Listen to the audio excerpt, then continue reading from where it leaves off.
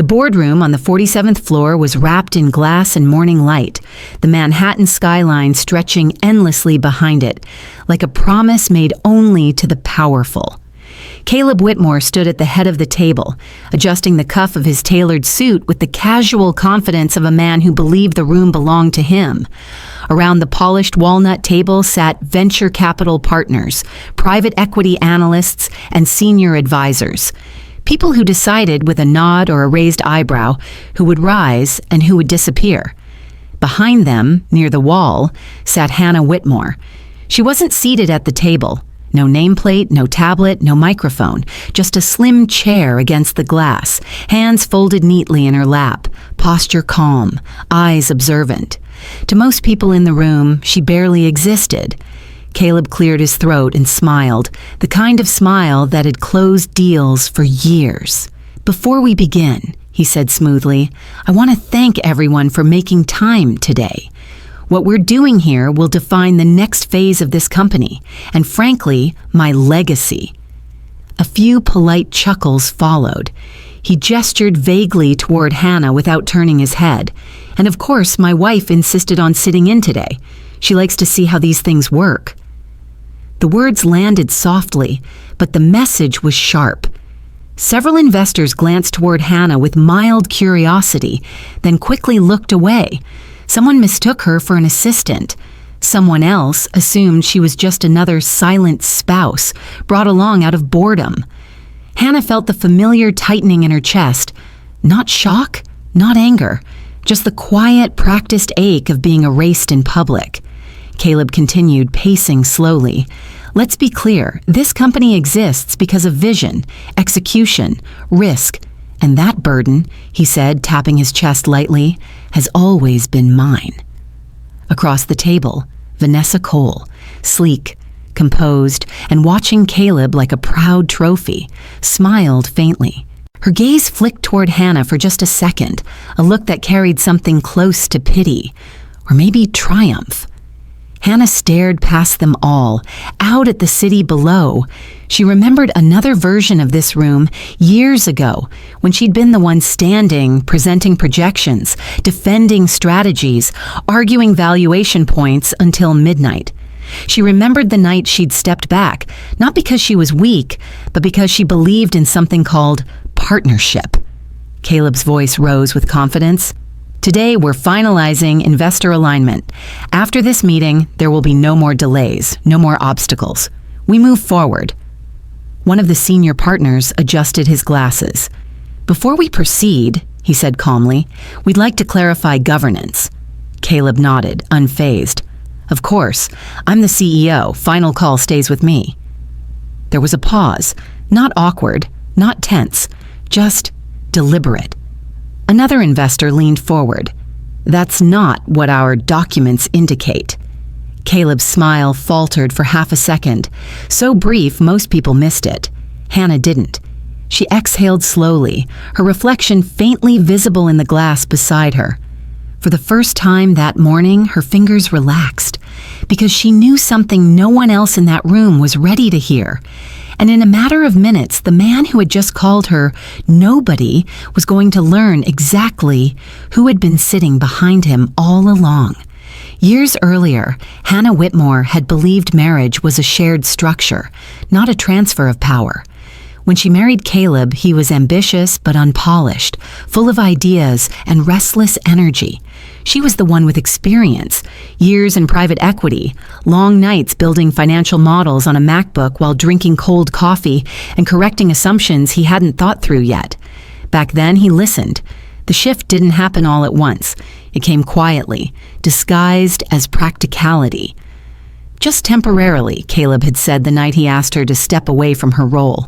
They were sitting at their kitchen counter, the Manhattan skyline glowing through the windows. Investors like a clean story, one leader, one voice. Hannah hesitated. She asked questions.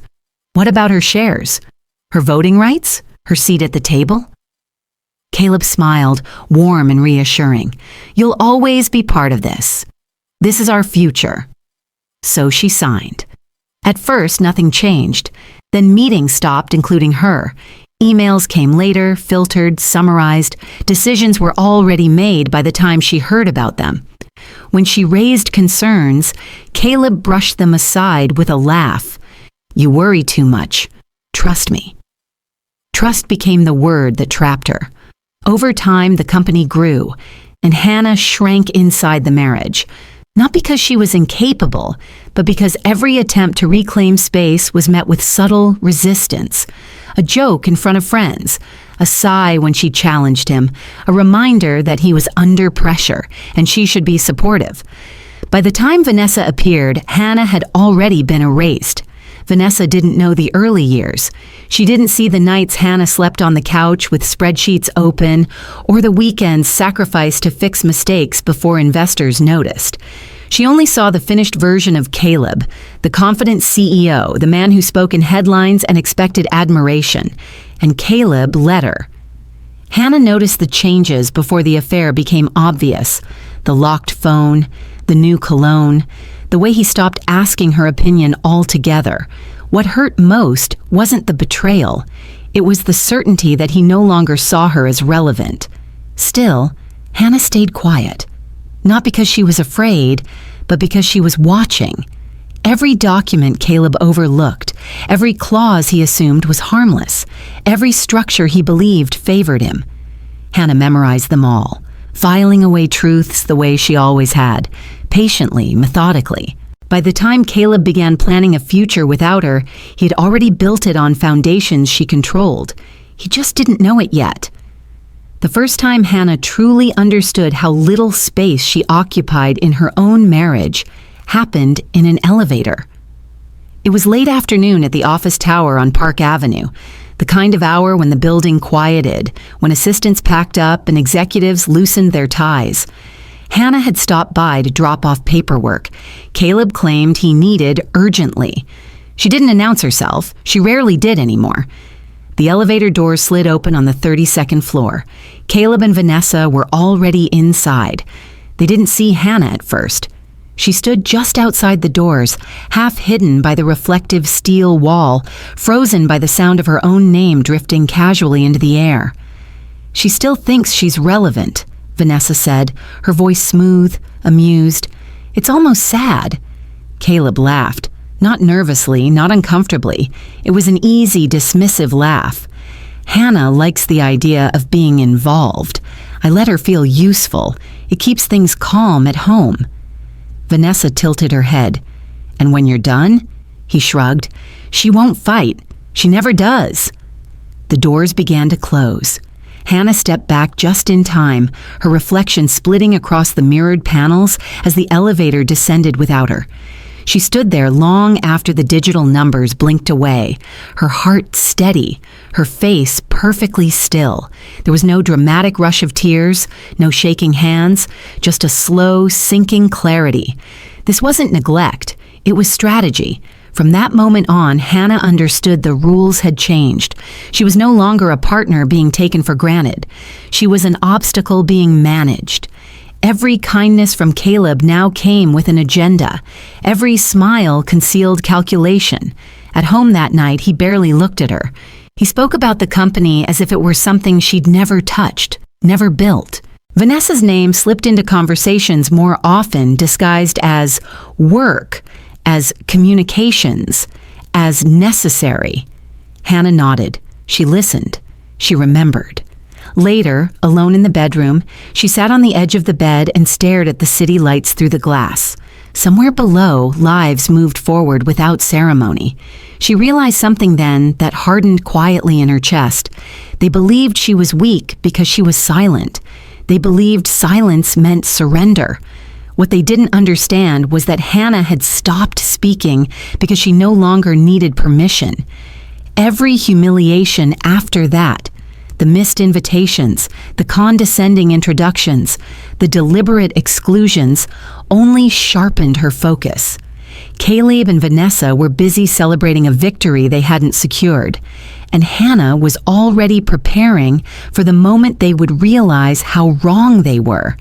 The real danger didn't arrive with shouting or slammed doors. It came disguised as paperwork. Caleb became careful after the elevator incident. Not kinder, just smarter. He stopped underestimating Hannah's awareness and began underestimating her agency instead. That was worse. It meant decisions were no longer shared, only announced, always framed as done deals. One evening, he placed a slim folder on the kitchen counter between them, right beside her untouched cup of coffee. "Routine restructuring," he said lightly. "Just signatures. It protects us if anything happens." Hannah opened the folder slowly. Inside were documents transferring remaining shared interests into holding entities she didn't recognize.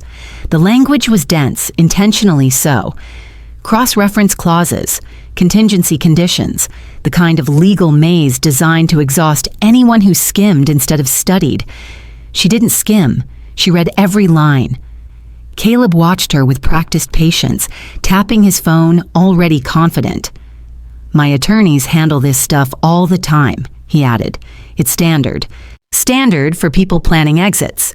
Hannah signed, not because she didn't understand the risk, but because she did. Within weeks, the pressure escalated. Her personal account was suddenly flagged for review. Credit cards linked to shared profiles were quietly downgraded. Invitations stopped coming altogether. When she asked about access, Caleb smiled in that calm, patronizing way that had once passed for reassurance. "You don't need to worry about finances," he said. "I've got it covered." What he meant was, you no longer have leverage. Vanessa's presence grew bolder. She appeared at events Hannah used to attend, wearing confidence like armor.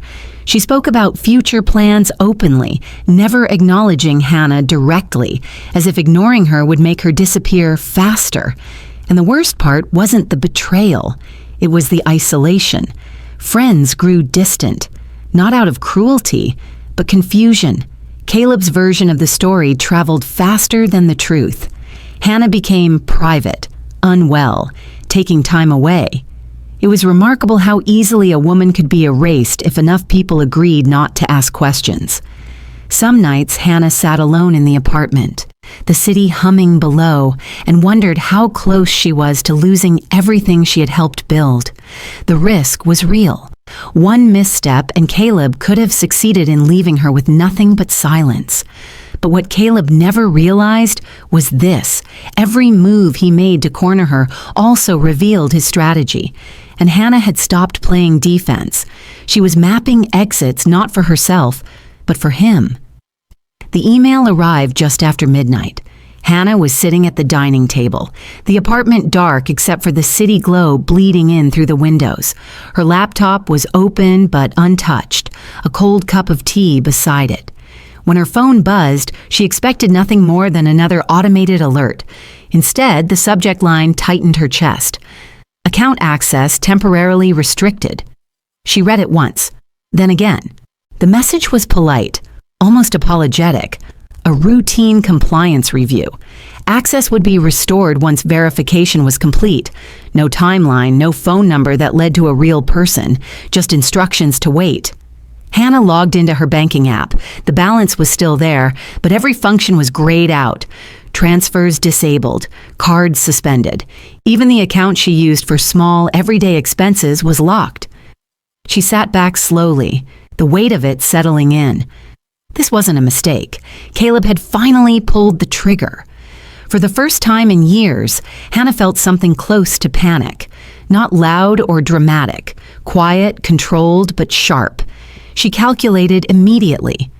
How long could she last without access? What was still in her name? Who would believe her if she said this wasn't mutual? She considered calling him. The thought passed just as quickly. Instead, she walked into the bedroom and opened the closet. Half of it was empty now.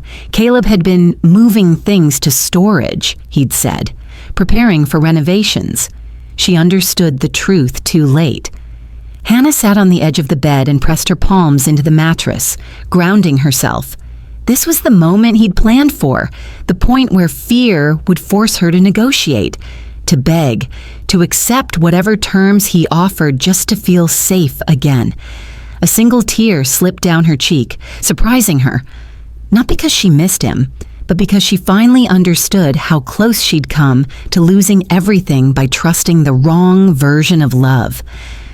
She wiped her face, stood up, and crossed the room to the small bookshelf near the window. Behind a row of old notebooks and paperbacks was a panel she'd almost forgotten existed. She slid it aside and opened the safe, built quietly into the wall years ago. Inside were documents Caleb had never asked about. Trust agreements, backup credentials, a phone he didn't know existed. Hannah exhaled slow and steady. This was the bottom. And the bottom, she realized, was solid. Because from here, there was only one direction left to move, and this time, she wouldn't be waiting for permission. Hannah didn't rush. That alone would have surprised anyone who thought desperation ruled her. Instead, she sat on the floor beside the open safe, documents spread neatly around her like pieces of a map she already knew how to read. The phone inside the safe, an older model, unremarkable, powered on instantly. No passcode prompt, no hesitation. It had been waiting. The first call she made wasn't to a lawyer. It was to a number she hadn't dialed in nearly 7 years. The line rang twice. "Hannah," a man's voice said, calm and unmistakably familiar. "I was wondering when you'd call." She closed her eyes for a moment, not from weakness, but from the strange steadiness that washed over her.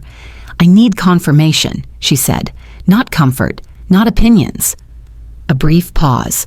Then, "You still own the controlling interest. He never touched it.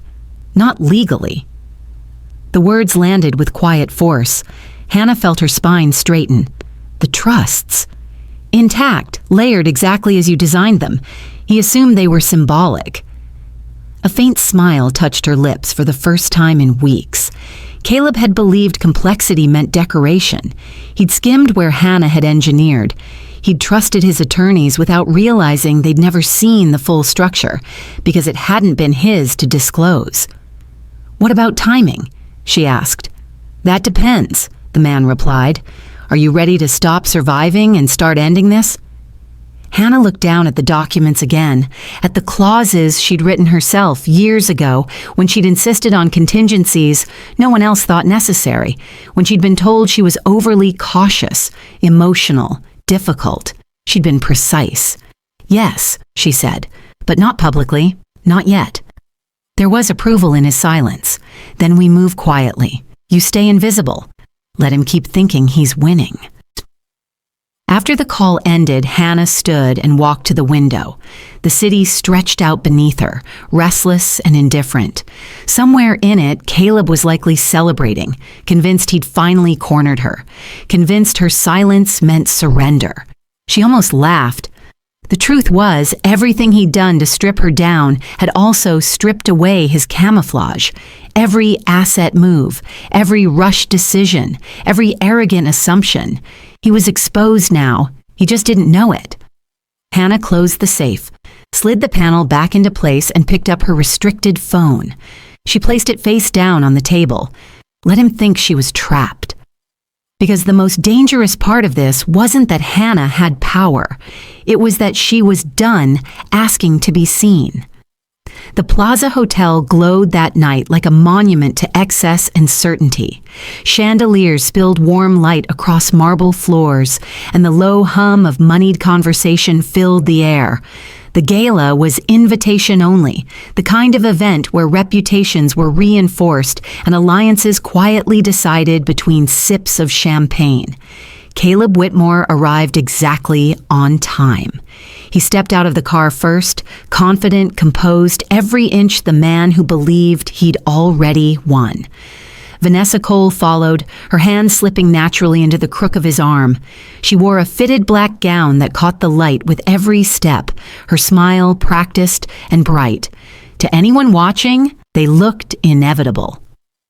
Hannah arrived 10 minutes later. She wasn't announced, no cameras turned.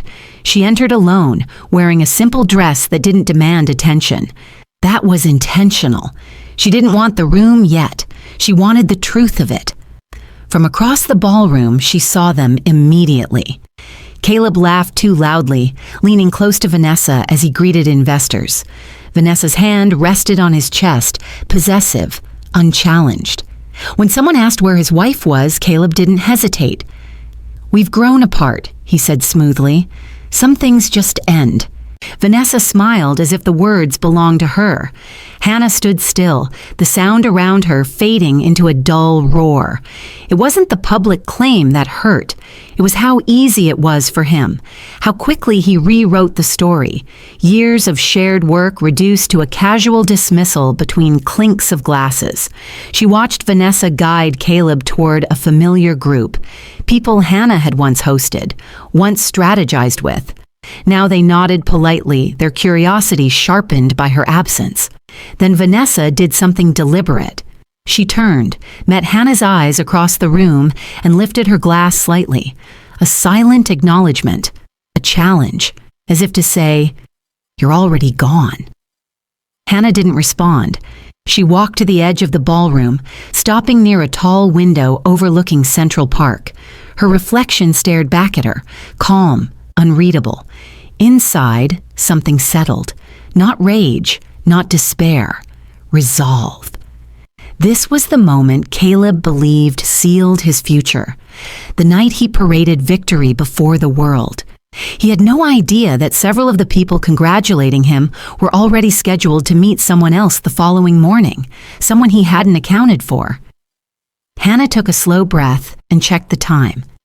Less than 12 hours remained. Let him have the gala. Tomorrow, the truth would arrive in daylight. Hannah was about to leave the ballroom when she felt it, the subtle shift in attention that couldn't be explained by sound or movement.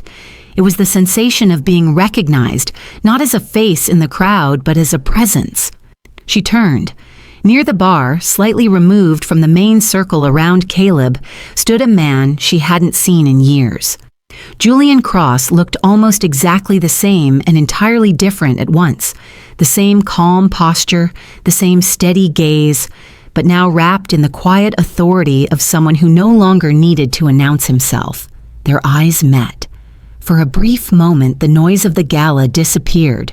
Julian didn't smile right away. He studied her, as if confirming something he'd known all along. Then he inclined his head slightly, a gesture so restrained it would have gone unnoticed by anyone else. Hannah felt her breath catch, not from surprise, but from the sudden weight of memory. Late nights in glass-walled study rooms, arguments over strategy that ended in laughter, a version of herself that had once been fully seen. She hadn't expected him here. Julian approached without hurry, carrying nothing but a glass of water. "You look exactly like I thought you would," he said quietly, calm when everyone else is performing. Hannah held his gaze. "And you're exactly where you said you'd be one day." He nodded. "I heard you might come tonight." "From who?" she asked. He glanced briefly, not at Caleb, but at the cluster of investors orbiting him, people who know when to watch instead of clap. There was no pity in Julian's eyes, no curiosity laced with judgment, only understanding, the kind that didn't need explanation. "I won't stay long," Hannah said. "I know," he replied. "Tomorrow's the real meeting." Her lips curved almost imperceptibly. "You're confident." "I'm informed," Julian corrected gently. "There's a difference." They stood in silence for a moment, the city lights stretching behind them. Around them, the gala continued. Laughter rising, glasses clinking, Caleb basking in a victory that wasn't his. Julian leaned in just enough for his words to reach only her. "He thinks tonight is the end of your story." Hannah's voice was steady. He always did misunderstand timing. Julian straightened, offering his arm, not as a claim, but as an option. Hannah didn't take it, not yet. She nodded once, a silent agreement forged without witnesses. As she walked away from him and toward the exit, Hannah felt something shift again, this time inside herself. She was no longer alone in the truth, and tomorrow, neither would Caleb be. The city looked different at night when Hannah finally returned home. Manhattan no longer felt like a place that belonged to Caleb's version of success. From her living room window, the lights blinked with quiet indifference, as if reminding her that power shifted every day, often without ceremony, often without mercy. She set her keys down carefully, removed her heels, and stood still for a long moment, listening to the silence. This was the last calm she would have for a while. Her phone buzzed once. A single message. Tomorrow, 8 a.m. Boardroom. Everything is aligned. Hannah didn't reply. She already knew. She moved through the apartment slowly, deliberately, as if memorizing it. The space still carried traces of a life she had outgrown. The framed photos that no longer felt like memories. The furniture chosen to impress rather than comfort. She poured herself a glass of water and sat at the table, opening her laptop for the first time that night. No panic, no hesitation. She reviewed timelines, investor commitments, legal triggers. Each step was clean, precise. Caleb had assumed she was emotional. What he never understood was that emotions didn't make her reckless. They made her thorough. For a moment, doubt crept in. Not about the outcome, but about the cost. Tomorrow would end her marriage in a way that left no room for reconciliation. Not because she wanted revenge, but because the truth would finally be public. And truth, once spoken, could not be taken back. She closed the laptop and leaned back, exhaling slowly. Her mind drifted, unexpectedly, to Julian. Not to the past they shared, but to the way he had looked at her tonight. Not surprised, not impressed, but steady, as if he'd been waiting for this version of her to step forward. It grounded her more than she expected. Hannah walked into the bedroom and stood before the mirror. The woman looking back at her wasn't broken. She was tired, yes, but clear, focused, ready. Across the city, Caleb was likely celebrating, replaying the gala in his mind. Vanessa beside him, validation echoing from every handshake. He believed tomorrow would be another victory lap, another room that bent to his confidence. He had no idea he was walking into a reckoning designed quietly, patiently, over years. Hannah turned off the lights and lay down fully dressed, hands folded over her stomach, staring into the dark. By this time tomorrow, everything would be different. And for the first time in a long while, she slept without fear. The boardroom felt colder in the morning. Sunlight poured through the floor-to-ceiling windows, cutting sharp lines across the polished table, the city rising behind it like a silent audience. The seats filled quickly, investors in tailored suits, legal counsel with tablets open, analysts murmuring softly as market data scrolled across their screens. Caleb Whitmore entered last. He looked relaxed, confident, already halfway into the role he believed today would cement forever. His tie was perfectly aligned, his posture easy. Vanessa wasn't with him this time. He'd told her it was just business. And that absence only reinforced his sense of control. He took his place at the head of the table. "Let's not waste time," Caleb said, smiling. "I assume we're here to finalize capital deployment and move forward." A few heads nodded. No one disagreed. Hannah entered quietly moments later. She didn't take a seat at the back this time. She walked along the length of the room and stopped near the center of the table, placing a slim folder down with deliberate care. Several people looked up, confused. One investor frowned slightly, as if trying to place her. Caleb glanced at her and stiffened. "This meeting is closed," he said, irritation flickering beneath his tone. "You shouldn't be here." No one moved. Before Hannah could respond, Julian Cross stood from his seat near the far end of the table. The room stilled instantly, not because of his volume, but because of his reputation. When Julian spoke, people listened. "Actually," Julian said calmly, "this meeting can't proceed without her." Caleb laughed once, sharp and incredulous. "That's ridiculous." Julian didn't react. He simply slid a document across the table toward the senior partners. "Before we continue, governance needs to be acknowledged." Pages were turned, brows furrowed, a quiet tension rippled through the room. Caleb's smile faded. "What is this?"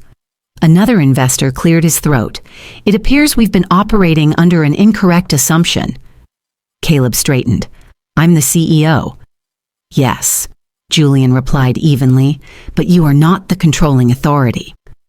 Silence dropped, heavy and unmistakable. Hannah met Caleb's eyes for the first time that morning. There was no anger in her expression, no satisfaction, only certainty. This isn't a misunderstanding, she said softly. It's a correction. The room held its breath, and in that moment Caleb realized something was deeply, irreversibly wrong. The silence that followed was not confusion, it was calculation.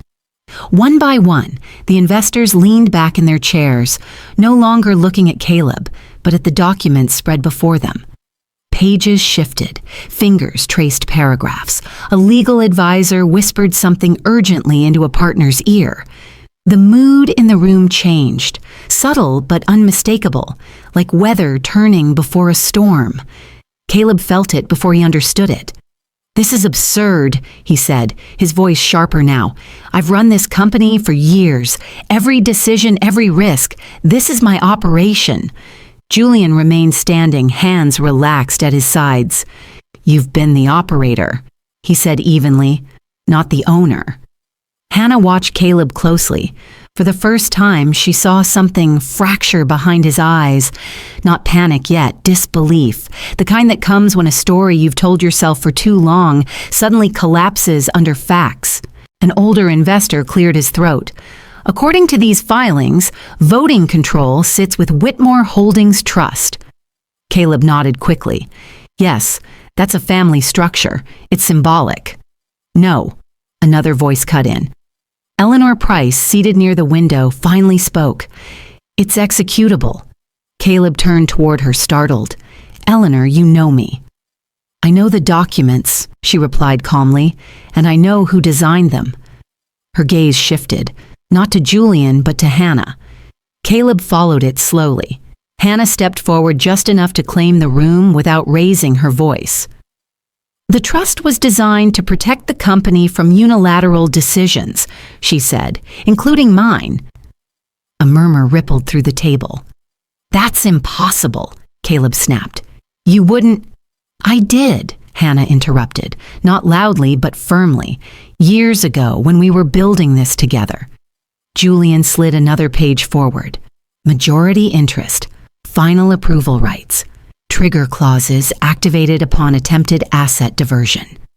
Caleb's breath caught. Asset diversion? One of the analysts spoke carefully. There were movements, recent ones. The color drained from Caleb's face. For the first time since the meeting began, he looked around the table and realized no one was on his side, not because they favored Hannah, but because power had shifted and they followed reality, not loyalty. Hannah met his gaze again. This isn't personal, she said. It's structural. And in that moment, Caleb understood the truth he'd missed for years. The room hadn't turned against him today. It had never belonged to him at all. Julian didn't raise his voice when he spoke again. He didn't need to. For clarity, he said, addressing the room, the controlling party of Whitmore Holdings Trust is not present by proxy. He paused, then turned slightly. She is present in person. Every head turned. Hannah felt the shift before she fully stepped forward, the subtle recalibration of attention, the quiet recognition that something final was about to be said. She moved to the end of the table, placing both hands lightly on its surface. Her posture was calm, deliberate, not defensive, not triumphant. Julian continued, his tone precise. Majority owner, final decision authority, founder of the trust structure that enabled this company's growth without exposing it to reckless consolidation. He looked at Hannah. Ms. Hannah Whitmore. The words landed like a controlled detonation, a sharp inhale. Someone whispered her name, testing it against the moment. Screens flickered as analysts pulled up profiles they'd never bothered to search before. Eleanor Price nodded once, slowly, as if confirming what she'd known all along. Caleb stared at Hannah as if she had transformed into someone else entirely. That's not possible, he said, his voice strained. You stepped away. I stepped back, Hannah replied evenly. There's a difference. She opened the folder she'd placed on the table earlier and slid several documents forward. I retained controlling interest.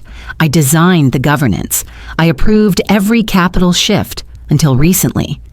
Her eyes met Caleb's. Until you tried to bypass it. An investor leaned forward. You're saying you've had final authority this entire time? Yes, Hannah said quietly, intentionally. The room absorbed that, not with disbelief, but with understanding.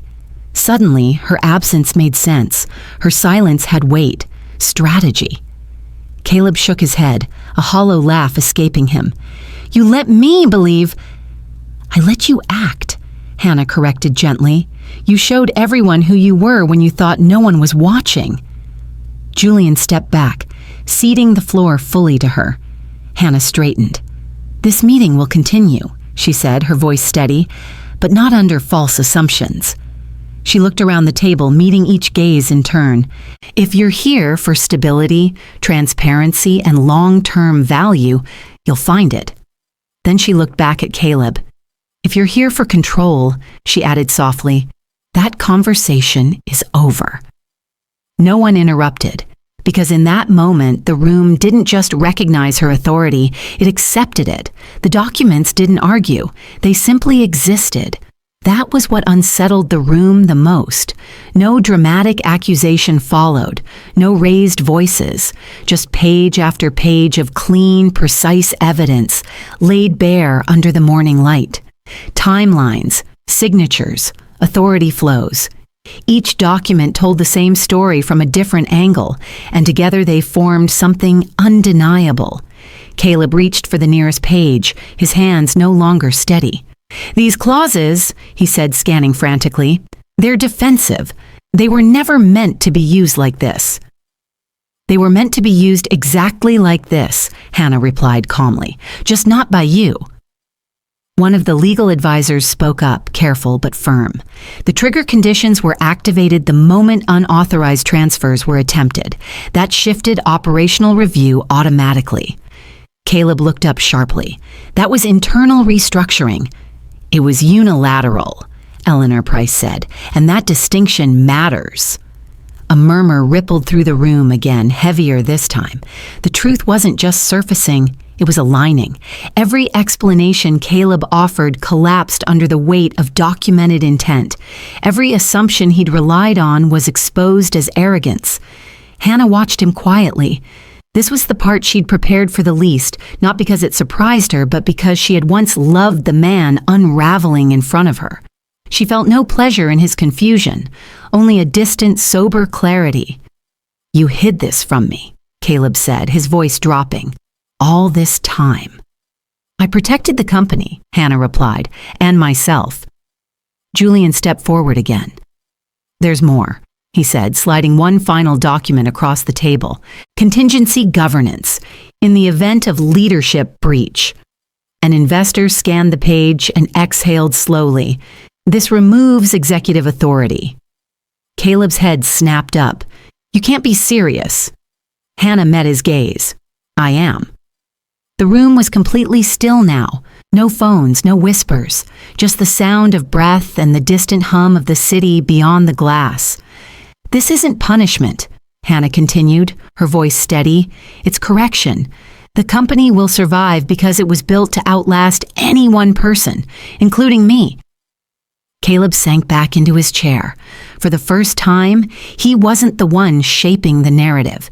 He was trapped inside it, forced to see himself not as the visionary hero, but as the risk factor everyone had quietly accounted for. The truth didn't humiliate him. It replaced him. The collapse didn't happen with shouting. It happened with withdrawal. One by one, screens around the room updated. Analysts refreshed dashboards. Numbers shifted, first subtly, then decisively. A senior partner glanced at his tablet and exhaled through his nose, the sound sharp in the sudden quiet. We're pausing deployment, he said. Another voice followed. Pending restructuring. A third, colder. Our participation is contingent on leadership change. Caleb looked from face to face, searching for resistance, for loyalty, for someone to interrupt this momentum. No one did. These were not emotional decisions. They were financial reflexes, precise and unforgiving. "This is insane," Caleb said, standing abruptly. "You're reacting to paperwork, not performance." Eleanor Price met his gaze without flinching. "Performance without governance is risk," she replied, "and risk is what investors avoid." Caleb turned to Hannah, desperation leaking through the cracks now. "You're destroying everything we built." Hannah didn't raise her voice. "No," she said evenly, "I'm preventing you from destroying it." The distinction landed harder than anger ever could. Julian spoke again, this time with finality.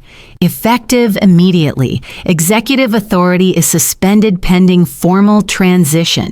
This isn't optional." Caleb's mouth opened, then closed. His world, built on momentum, control, and belief, had just stalled. The boardroom no longer responded to him. He was speaking into a vacuum. Across the table, legal counsel began outlining next steps, transition protocols, interim leadership, communication strategy. Caleb wasn't part of the conversation anymore. He was the subject of it. Hannah watched him sit back down slowly, his shoulders no longer squared, his confidence collapsing inward. For the first time, he looked small. Not because he'd lost money or status, but because the illusion that had sustained him was gone. Outside, the city continued its rhythm, unaware that an empire had just shifted hands without ceremony. "This meeting will adjourn in 10 minutes, Julian said. "Those aligned with the new structure will remain." Several investors stayed seated. Several stood and left without a word. Caleb remained frozen, staring at the table as if it might explain itself. Hannah gathered her documents, her movements unhurried. She paused beside him, not to gloat, not to comfort.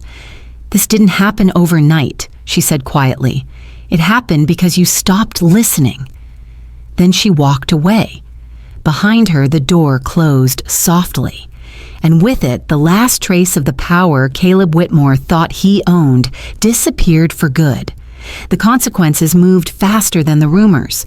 By early afternoon, internal memos were already circulating, carefully worded, legally precise. There was no mention of scandal, no dramatic language, just a quiet acknowledgement of executive transition and strategic realignment. To outsiders, it looked orderly. To those inside the company, it felt seismic. Caleb sat alone in a smaller conference room, a temporary space with no windows and neutral walls, the kind of room reserved for people who were no longer decision makers.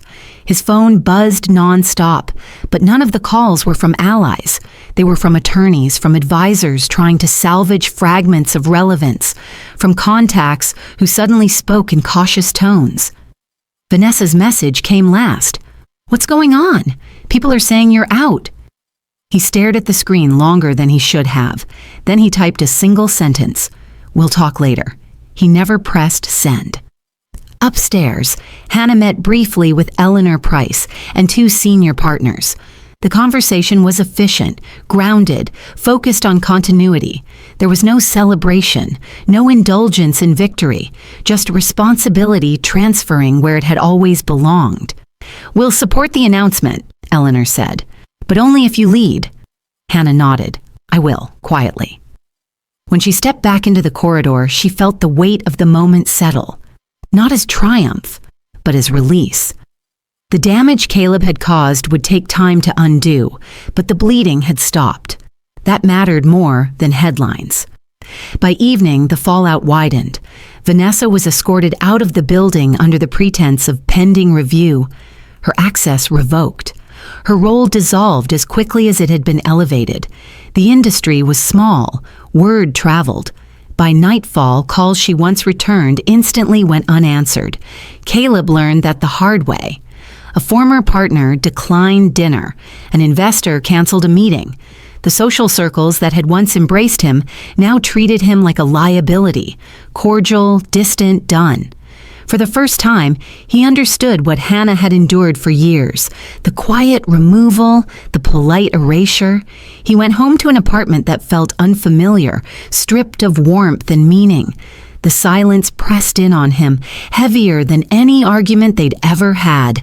Across the city, Hannah stood by her window, watching the lights flicker on one by one. She felt no urge to check on him, no need to measure his pain against her own. Justice didn't require witnessing suffering. It required balance. And balance, at last, had been restored. The document was thinner than Caleb expected. No dramatic stack. No endless clauses. Just a clean, efficient agreement laid out on the table in front of him, waiting. The conference room he sat in was quiet, neutral, deliberately unremarkable. It was designed for endings, not negotiations. Across from him sat 2 attorneys and Julian Cross. Hannah was not there. That absence hurt more than her presence would have. "This is a separation and transition agreement," one of the attorneys said calmly. "It formalizes your removal from executive leadership and outlines your exit terms." Caleb skimmed the first page, his jaw tightening. "You're asking me to walk away from everything." "You're being asked to comply with a structure you already agreed to," Julian replied evenly. "Years ago." Caleb looked up sharply. "You planned this." Julian didn't flinch. "She planned for risk. You became the risk." The words landed with surgical precision. Caleb flipped to the signature page. The irony hit him all at once. The language, the phrasing, the tone. It mirrored the document he'd once slid across the kitchen counter to Hannah, telling her it was routine, harmless, necessary. Now it was his turn. "What happens if I don't sign?" he asked, though his voice already knew the answer. The attorney spoke without judgment. "Litigation, public filings, extended scrutiny. The company survives either way. You do not." Silence filled the room again. Caleb leaned back, staring at the ceiling. For years, he had believed power meant never being cornered. That confidence itself was leverage. He understood now how wrong that was. True power didn't raise its voice. It waited. He picked up the pen. As he signed, memories surfaced, uninvited. Hannah at the dining table late at night, correcting projections. Hannah asking questions he'd brushed aside. Hannah trusting him when he'd asked her to. The pen paused briefly in his hand. Then the signature was complete. No applause followed. No acknowledgement, just the soft slide of paper as it was collected and placed into a folder that would soon be archived, categorized, finished. Julian stood. "This is where we stop speaking on her behalf," he said quietly. "Any future communication goes through counsel." Caleb nodded once, hollow. When he left the room, no one followed. And for the first time since he'd built his identity around being indispensable, Caleb Whitmore understood what it meant to be replaceable. Hannah didn't expect to see Caleb again so soon. She was leaving the building just after sunset, the lobby washed in gold light, when she heard her name behind her. Not shouted, not demanded, spoken carefully as if volume itself might break what little control he had left. "Hannah?" She stopped, but she didn't turn right away. When she did, Caleb was standing several feet away, no suit jacket, tie loosened, his posture unfamiliar. He looked older somehow, not ruined, not pathetic, just stripped of the certainty that had once made him imposing. "I know I shouldn't be here," he said. "They told me not to contact you." Hannah held his gaze. "Then why are you?" He hesitated. That alone told her how far he'd fallen. "Because I needed to hear it from you, not the lawyers, not the documents." "Hear what?" she asked quietly. "The truth," he said. "When did you decide to end this?" Hannah considered the question, not because it was difficult, but because it deserved honesty. "I didn't," she said. "You did, a long time ago." Caleb's jaw tightened. "You could have stopped me." "I tried," she replied. "You didn't listen." The words weren't sharp. They didn't need to be. He stepped closer, lowering his voice. "I never thought you'd actually do it. Take everything back." Hannah shook her head slightly. "I didn't take anything back. I kept what was already mine."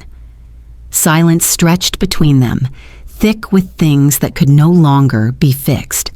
Caleb looked at her the way he should have years ago, not as an accessory, not as a safety net, but as an equal he had failed to recognize.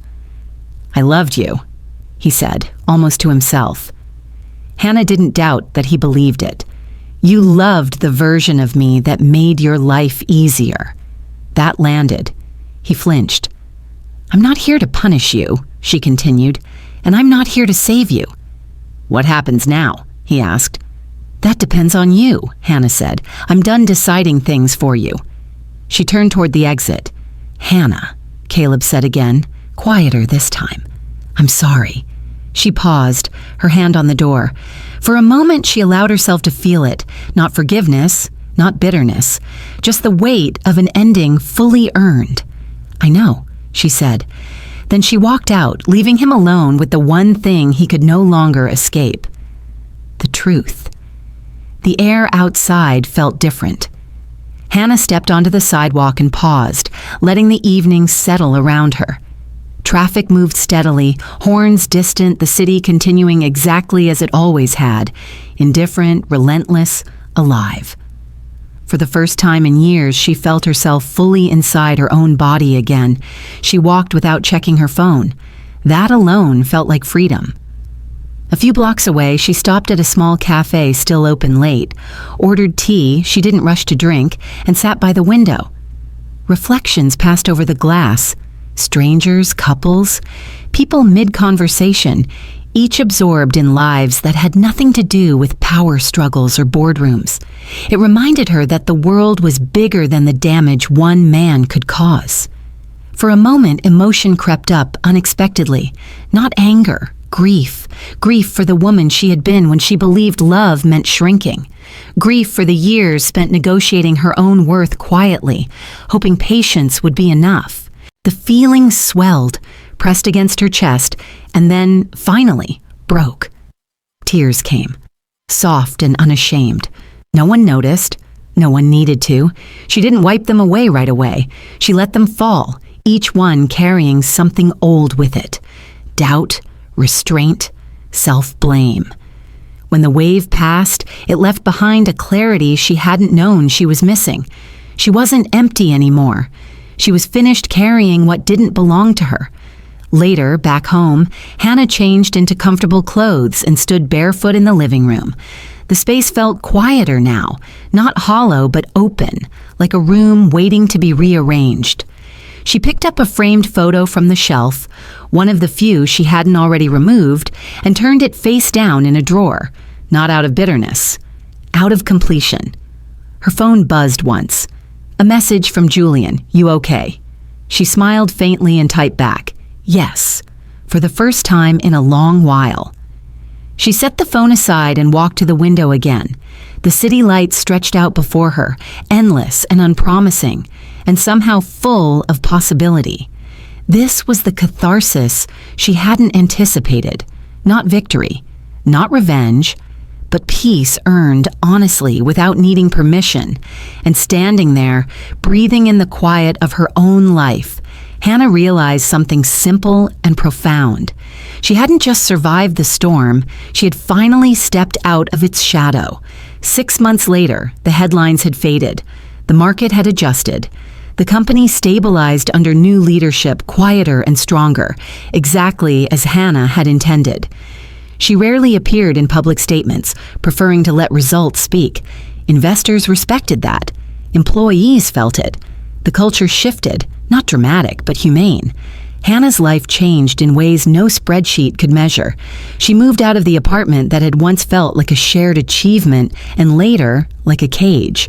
Her new place was smaller, filled slowly and intentionally. Nothing was chosen to impress. Everything was chosen to breathe. Mornings were no longer rushed by tension. Evenings were no longer spent waiting for someone else to arrive. Caleb's name surfaced occasionally in articles about failed ventures, in whispers about what went wrong. Hannah didn't read them. His consequences were no longer her responsibility. Vanessa disappeared from the industry almost entirely, not out of cruelty but inevitability. People who build their power on proximity rarely survive distance. Hannah felt no satisfaction in that, only confirmation that systems eventually corrected themselves. Julian became a steady presence, not all at once, not with grand declarations. They had dinner sometimes, talked about work, about mistakes, about the people they'd been before ambition hardened them. He never rushed her, never tried to fill the space Caleb had left. That mattered. One evening, they walked through the park as the city softened into dusk. Julian stopped near the water and looked at her, not with expectation, but with clarity. "You don't need anyone," he said. Hannah smiled. "I know. I still want to be here," he added, "if you'll let me." She didn't answer right away. Then she reached for his hand. What Hannah gained wasn't just security or recognition. It was choice. She gained mornings without dread. Work that aligned with her values. A relationship built on seeing, not using. The quiet confidence of knowing that even if everything vanished tomorrow, she would not. The world had rewarded her, yes, but not with applause, with alignment, with dignity restored, with a future she stepped into freely, not one she negotiated for. And for the first time, Hannah Whitmore wasn't defined by what she had endured, but by what she had finally allowed herself to receive. The wedding was small, intentional, and almost invisible to the world that once watched her fall. It took place on a quiet autumn afternoon, just outside the city, where the air smelled of leaves and rain instead of ambition. No press, no investors, no carefully worded statements. Only a handful of people who had known Hannah before the collapse and after the rebuilding. She stood beneath a simple arch of branches and soft light, not in white meant to signal purity, but in something that felt like herself. Calm, grounded, unafraid. Julian waited for her without spectacle. There was no grand entrance, no music timed for drama. She walked toward him slowly, not because she was nervous, but because she wanted to remember every step. This was not a rescue, it was a meeting point. When they exchanged vows, they were not promises of sacrifice or endurance. They were agreements, clear, mutual, honest. "I choose you," Hannah said, her voice steady. "Not because I need you, but because my life is better with you in it."